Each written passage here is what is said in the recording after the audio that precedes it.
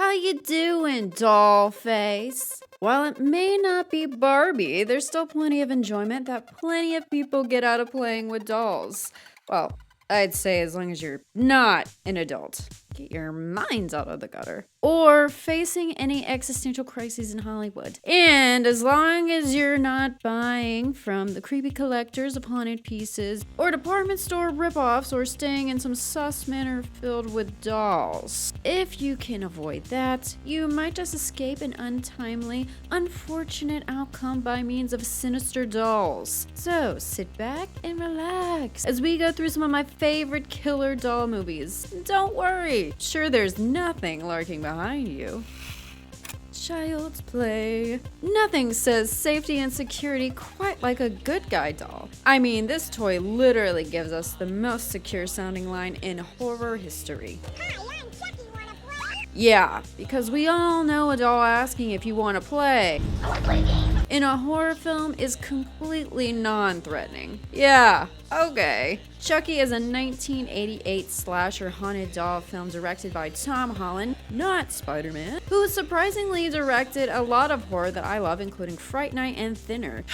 Just geez, Stephen King comes up so much on this channel, I swear. And was written by Don Mancini. Yes, this does seem like everyone's go-to favorite possessed killer doll film and film/TV series, but there's a reason why it's so beloved and why I wanted to include it in this video. I feel like I could go into so many reasons why I adore this film, and yes, many reasons do account for me being a simp for a certain someone who I've mentioned previously on this channel, who voices a certain someone in this entire franchise, except for that one mistake. But I'll spare you my simping in this video. And speaking of sparing you from my simping, be a doll and give this video a like, share, and subscribe to the channel. And let me know what your favorite possessed/haunted doll movie is. Brad Dourif aside, the Chucky doll is iconic in so many ways, and I really do love all the films. So let me know if you'd like me to go deeper into the franchise and talk about my favorites. Wink, wink.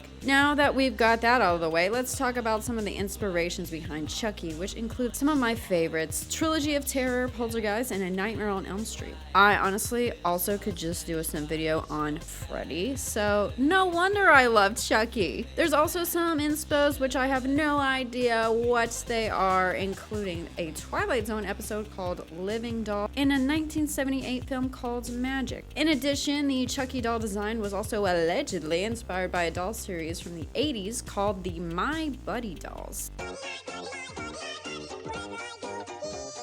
Which, what the f? Who would buy these? Moving on to other doll things, the original title of the script was Batteries Not Included, which I think is really funny, but then was changed to Bloody Buddy, again another hilarious title in my opinion, after the creators discovered there was a film under the former title being created, which I think is probably this film, which I've never even heard of. Has anyone ever heard of this film or seen this one? Okay.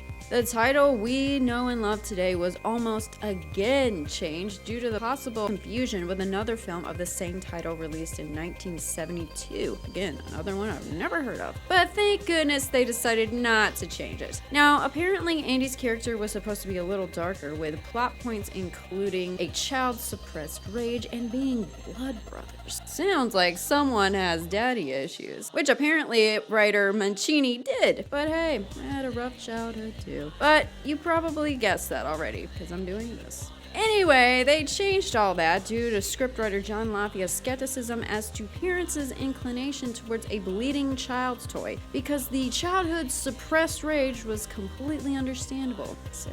Ultimately, this film was directed by Holland, not Spidey-Man, but not before a whole lot of other directors were sent the offer. Wow. I bet Holland felt special. So, I know I said I wasn't going to talk about Brad much, but I have to mention that his role in this film was hanging in suspension for much of the time due to other filming conflict, but luckily it all worked out and Dourif ended up voicing the killer doll. So, let's quickly move on and discuss how this was filmed at the beginning of 1988 during another writer's strike, which I feel like happens every 20 years, and was shot around Chicago. Now, one of the main reasons why this film is pretty pretty awesome is the effects, which were a mix of puppetry controlled by 9 different puppeteers and led by Brock Winkless, who also worked on the Tales from the Crypt TV series. Also, there was a mix of animatronics used for Chucky, as well as transformative makeup due to Chucky's transformation from doll-like to human-like. That brings a whole new meaning to getting dolled up. Now, this film did face some controversy, with protesters claiming that this film would incite violence in children, which really I'll never understand people thinking this. But Child's Play 3 was the one that was really met with even more controversy when it was blamed for the inspo behind a UK crime in the 90s. And since this is not a true crime channel, I'm not going to be covering it. Nonetheless, Child's Play is an iconic horror film that really makes us not want to play with dolls.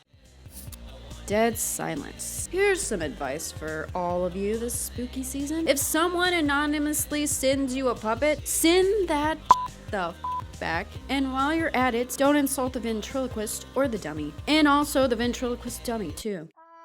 Coming from one of the modern masters of horror, James Wan, Dead Silence is a 2007 horror film that really brings us all the haunted doll revenge we've been craving. It is a certified cult classic, and for good reason. The aesthetic, the seemingly ludicrous plotline, and the awesome soundtrack created by Charlie Clouser, who also composed for the Saw franchise as well as the American Horror Story series. The cinematography of this film was done by John R. Leonetti, who did this cinematography for The Conjuring, Insidious, and coincidentally for this video, Child's Play 3. While Dead Silence barely broke even in the box office and was condemned and silenced by critics, but at this point, come on, do we really need critics for horror films? I mean, it doesn't take a dummy to know that horror is not always meant to be profound. But anyway, there's one thing that critics could learn from this film, and it's that silence is golden, and sometimes life-saving, as that's about the only way you're going to be able to survive in this film. Sorry, Scream Queens. I also usually mention the thespians in the films, but honestly, I have no idea who any of these people are, and they really haven't done much of that I'm a fan of, so I'm gonna let these dolls stand on their own. You know, this film really goes into my childhood horror genesis collection, as when I saw this a few years after its initial release, I was traumatized, yet highly intrigued by the spooky ventriloquist dummy, and had to Google what a ventriloquist dummy was, so it introduced me to so